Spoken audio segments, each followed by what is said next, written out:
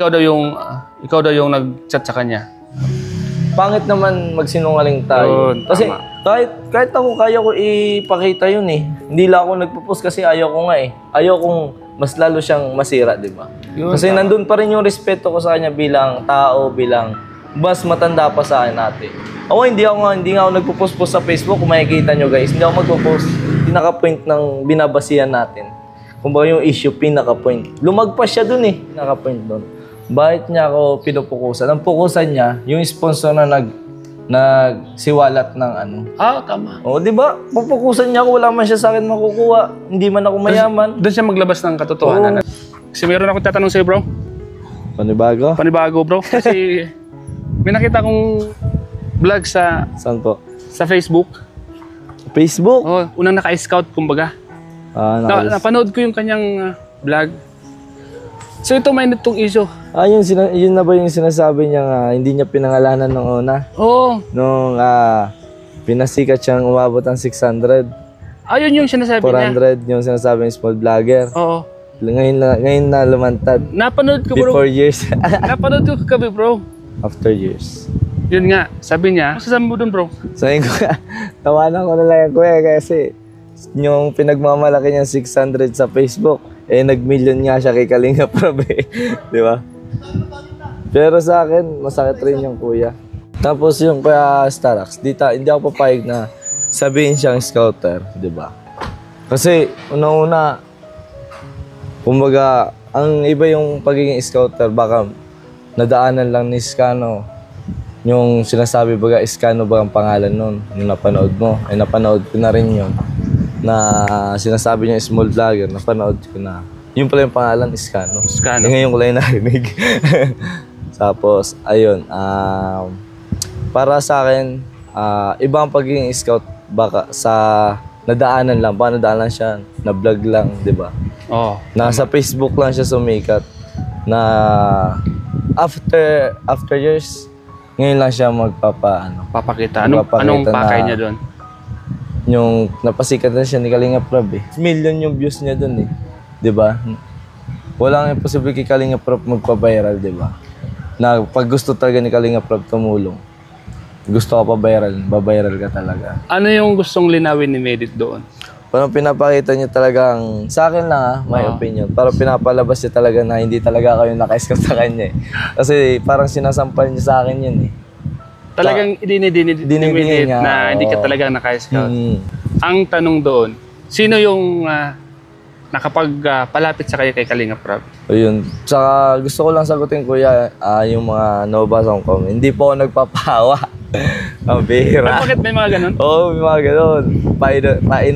Pa-innocente daw. Yung pa-innocent pa. Sino kaya?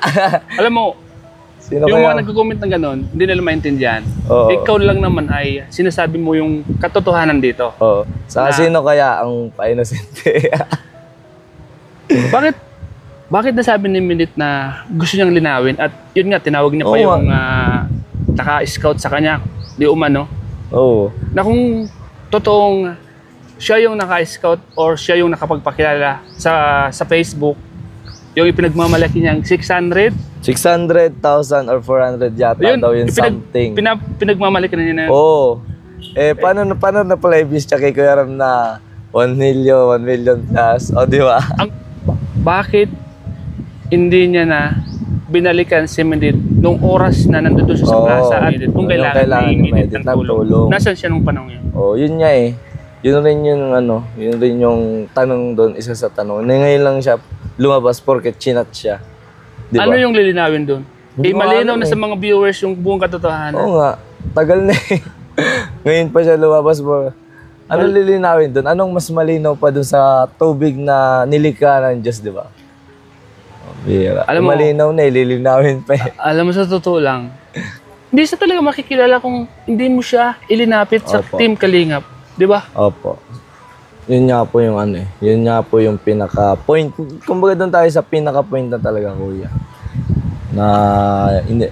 Nga ito po, sinasagot ko lang kasi in-interview ako ni Kuya Starax guys Saka napanood rin ni Kuya Starax na gusto lang talaga ipagtanggol ni Kuya Starax. Yan. Kung ano yung totoo. Kasi, di ba, kung mapapansin nyo, i-analyze nyo yung mga sitwasyon ngayon na issue. O, di ba? So, sobrang init na painit. Lalabas siya. Eh, talagang pinapalabas niya na hindi talaga ako yung pinakaunang naka-scout sa kanya. Kasi iba yung scouter ng Team Kalingap eh. Di ba? Hindi lang yung isang beses ka lang iba-vlog 2 beses na ganito, bigyan ka lang 2,000. O, tapos hindi ka na babalikan. Di ba? Alam mo, mayroon akong nakikitang di ko nagugustuhan at mali sa aking pandinig, sa aking nakikita. At ikaw yung idinida at parang pinapalabas na ikaw yung nagsisinungaling doon. Hindi ako papayag ng ganun. Opo. Kaya nga, buti nga nandiyan ako sa Tarax. Kasi para ayaw na magsalita baga. Kaya nga. Buti na-corner mo na naman ako dito. Ay, kasi napanood ko kasi kagabi. Viewers, citizen, and sama na lang sa ating Medit. Diba? Specially mentioned na. Para madali ang point to point.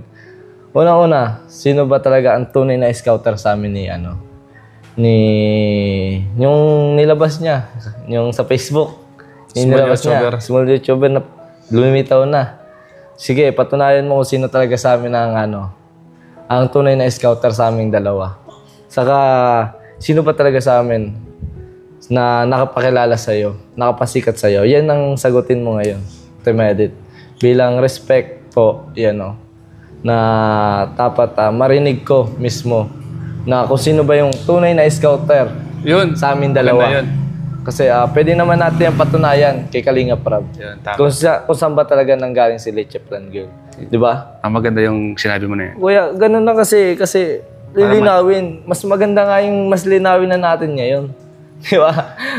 Kasi ako, kung pinupoint ang pinupoint ko lang naman sa lahat Di ba? Hindi man ako nanging alam sa hindi man tayo nanging alam sa sponsor niya kasi wala man tayong kinalaman niya kasi nag-direct bagay. Hindi ko mong bagay na alam. Hindi mo naman kailas sila. Saka yun lang. Grabe na panood ko. Scano. Grabe. Binisit ko rin yung page niya, kuya. Yung Scano. Matagal na yan. Matagal na. 2023 March, ano ba yun? 2023. Halos napakatagal na ng panahon, Oo. Bakit nung the time na nag-hirap si Medit, di niya binalikan? Oo. Saka yun lang siya babalik nung... Yung time na yun, nag-aaral pa nun si Medit. Kaya nga. Kumbaga, kaya pa ni Medit nun Kasi may mga diskarte pa siya. Pero nung hindi na nag-aaral, bakit hindi mo tinulungan? Hindi mo binalik? Dahil ba, di ko alam, ayaw ko rin magsabi. Yun yung linawin ni Medit sa'yo. Di ba? Yun yung point. Sino ba ang sa tingin niya, kung sino ba sa amin dalawa ni Scano ang scouter? Sa tingin niya, yung totoong sagot. Huwag tayo magsinungaling. Yung totoo. Yun yung abang natin kay Medit. Linawin niya lahat yun. Yun yung pinalabas niya sa video Di ba? Kaya nga. Doon daw siya nakita ni Kalingap Rab. Sige, patunayan natin yan. Tama. Di ba, kuya? Huwag tayo paikot-ikot. Patunayan natin yan. Kasi ako, kaya kong patunayan yan na unang-una nakita talaga kita sa plaza.